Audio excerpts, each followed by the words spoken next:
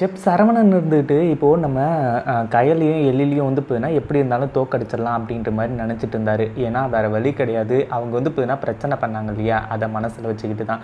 ஏற்கனவே வந்து போதுனா அந்த ஹோஸ்ட் பண்ணுற அந்த பொண்ணு வந்து போதுனா தெளிவாக சொல்லியிருந்தாங்க, இதை வந்து போதுனா நீங்கள் போட்டியை மட்டும் பாருங்கள், உங்களோட பர்சனல் ப்ராப்ளத்தை வந்து கொண்டு வராதிங்க அப்படின்னு சொல்லிட்டு. அப்போல்லாம் வந்து போதுனா என்னை பார்த்தா அப்படியே தெரியுது அப்படி இப்படின்ற மாதிரி செப் சரவணன் சொன்னாங்க. ஆனால் இப்போ வந்து போதுனா ஒரு போட்டி நடந்துட்டுருக்கு பார்த்தீங்களா, அதாவது 4 பேர் எலிமினேட் ஆக போகிறாங்க அப்படின்ற மாதிரி சொல்லி இதோட மார்க்கை கொடுக்கறதுக்கு வந்து பார்த்தீங்கன்னா இப்போது செப் சரவணன் கொடுக்க போகிறது கிடையாது, புதுசாக ஒரு விருந்தினர் வந்திருக்காங்க அப்படின்னு சொல்லிட்டு அந்த ஹோஸ்ட் பண்ணுற அந்த பொண்ணு சொன்ன உடனே இந்த செஃப்புக்கு சரியான அதிர்ச்சி. என்னம்மா என்ன புதுசாக ஏதோ வந்து பார்த்தீங்கன்னா வேற ஆள் வராங்க அப்படின்னு சொல்லிட்டு வந்து சொல்கிறேன் அப்படின்னு சொல்லிட்டு அந்த சரவணன் வந்து பார்த்தீங்கன்னா இப்போ பயங்கர கோவத்தோடு வந்து பேசிகிட்டு இருக்காங்க.